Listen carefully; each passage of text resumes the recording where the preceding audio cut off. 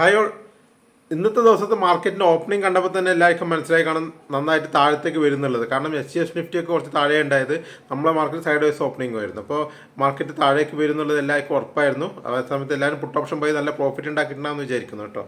ഞാൻ എന്താ ചെയ്തത്, ഓപ്പൺ ആയ ഉടനെ തന്നെ പുട്ട് ഓപ്ഷൻ ബൈ ചെയ്ത് അത്യാവശ്യം നല്ല പ്രോഫിറ്റിൽ ഇറങ്ങിയത്. പിന്നെ രണ്ടാമത്തെ ട്രേഡ് എടുത്തത് നമ്മൾ ഇന്നലെ പറഞ്ഞ ലെവൽ ഉണ്ടല്ലോ, 24,670 ആ റേഞ്ച് ഞാൻ ലെവൽ പറഞ്ഞിരുന്നില്ല. അവിടെ എത്തിയിട്ട് മാർക്കറ്റ് അവിടെ ചെറുതായിട്ടൊന്ന് കൺസൾട്ടേഷൻ, നിങ്ങൾ ചാർട്ട് സൈഡ് കൊടുക്കാൻ നോക്കും, ചെറുതായിട്ടൊന്ന് കൺസൾട്ടേഷൻ ചെയ്യുന്നുണ്ട്. അതൊന്ന് ബ്രേക്ക് ചെയ്ത ഉടനെ തന്നെ നമ്മൾ വീണ്ടും ഒരു പുട്ട് ഓപ്ഷൻ ബൈ ചെയ്തു. അത് നല്ലൊരു പ്രോഫിറ്റ് നമ്മൾ ഇറങ്ങിയത്. അങ്ങനെ രണ്ട് ട്രേഡാണ് എടുത്തത്, രണ്ടും പുട്ട് ഓപ്ഷനിലേക്ക് തന്നെയാണ്. പിന്നെ എന്താ വെച്ചെങ്കിൽ ഞാൻ ഒരു ട്രേഡ് എടുത്തത് എന്താ വെച്ചെങ്കിൽ നമ്മളൊരു പൊസിഷനല്ല, ഒരു ജസ്റ്റ് ഒരു സ്ട്രാറ്റജി വെച്ചിട്ടുള്ള ട്രേഡ്. അത് എല്ലാ വീക്കിലും എടുക്കുന്നതാണ്. ഇന്നത്തെ ദിവസം പ്രോഫിറ്റും ലോസും ഇല്ലാതെ ഇറങ്ങി ഞാൻ ഗ്രൂപ്പിൽ അപ്ഡേറ്റ് ചെയ്തിട്ടുണ്ട്. അങ്ങനെ ട്രേഡ് ഇടയ്ക്ക് എടുക്കാറുണ്ട്. കാരണം എന്താ വെച്ചെങ്കിൽ ഈ എക്സ്പയറി ഡേയിൽ എൻ്റെ ഫണ്ട് ഏതായാലും ബാക്കി ഉണ്ടാവും അവിടെ, ഓപ്ഷൻ സെല്ല് ചെയ്യാത്തതുകൊണ്ട്. അപ്പോൾ അത്തരം ദിവസങ്ങളിൽ ഞങ്ങൾക്ക് പറ്റിയാൽ ഞാൻ എന്ത് ചെയ്യും, ഏതെങ്കിലും ഡയറക്ഷനിലേക്ക് അങ്ങനെയുള്ള ട്രേഡ് എടുക്കും. അത് ചിലപ്പോൾ കിട്ടിയാൽ അത്യാവശ്യം നല്ലൊരു എമൗണ്ട് കിട്ടും, ഇല്ലെങ്കിൽ ലോസും ഇല്ല പ്രോഫിറ്റും ഇല്ലാതെ നമുക്ക് ഇറങ്ങാനും പറ്റും. അത് ഞാൻ ഗ്രൂപ്പിൽ അപ്ഡേറ്റ് ചെയ്തിട്ടുണ്ട് കേട്ടോ. വേണമെങ്കിൽ എല്ലാവരും ഗ്രൂപ്പിൽ ജോയിൻ ചെയ്തിട്ട് ടെലിഗ്രാം ചാനലിൽ ജോയിൻ ചെയ്തിട്ട് ഒന്ന് നോക്കിക്കോളൂ കേട്ടോ. ഇനി നാളത്തെ ട്രേഡ് പറയുകയാണെങ്കിൽ,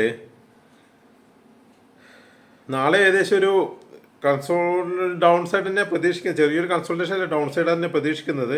പ്രധാനപ്പെട്ട ലെവൽ പറയുകയാണെങ്കിൽ 24,470 മുതൽ 24,450 വരെയുള്ള 20 പോയിൻ്റ് ഒരു സപ്പോർട്ടാണ്. അതിന് താഴത്ത് 24,400 ഒരു സപ്പോർട്ടാണ്. പിന്നെ 24,350 ഒരു സപ്പോർട്ടാണ്. ഇത്രയാണ് പ്രധാനപ്പെട്ട സപ്പോർട്ടുകളായിട്ടുള്ളത്. പിന്നെ മുകളിലേക്ക് നോക്കുകയാണെങ്കിൽ 24,550 ഒരു റെസിസ്റ്റൻസ് ആണ്. അതിന് തൊട്ട് മുകളിലായിട്ട് 24,600 ഉണ്ട് ഒരു റെസിസ്റ്റൻസ്.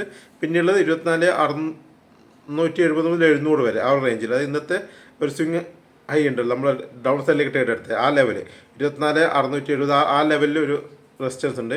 പിന്നെ 24,750 ഒരു റെസിസ്റ്റൻസ് ഉണ്ട്. ഇപ്പോൾ നാളത്തെ ഓപ്പണിംഗ് വെച്ചിട്ടാണ് മിക്കവാറും ഒരു തീരുമാനം എടുക്കുക, അല്ലാതെ ഒരു തീരുമാനം എടുക്കാനാവില്ല. നാളത്തെ ഓപ്പണിംഗ് നോക്കിയിട്ട് നമുക്ക് എങ്ങോട്ട് ട്രേഡ് എടുക്കാമെന്നൊരു തീരുമാനമാക്കാം. കാരണം വലിയൊരു ഗ്യാപ്പ് അപ്പ് ഓപ്പണിംഗ് ഒക്കെ ആണെങ്കിൽ, അതിന് സാധ്യതയില്ല. ആണെങ്കിൽ തന്നെ നമുക്ക് ഒരു ഗ്യാപ്പ് ഡൗൺ സൈഡിലേക്ക് ഞാൻ പ്രതീക്ഷിക്കുന്നത്. നോക്കട്ടെ. അപ്പോൾ ഗ്യാപ്പ് അപ്പ് ഓപ്പണിംഗ് ആണെങ്കിൽ നമുക്ക് ഏതെങ്കിലും റെസിസ്റ്റൻസിലെത്തുന്ന സമയത്ത് നമുക്ക് ഡൗൺ സൈഡിലേക്ക് ട്രേഡ് എടുക്കാം.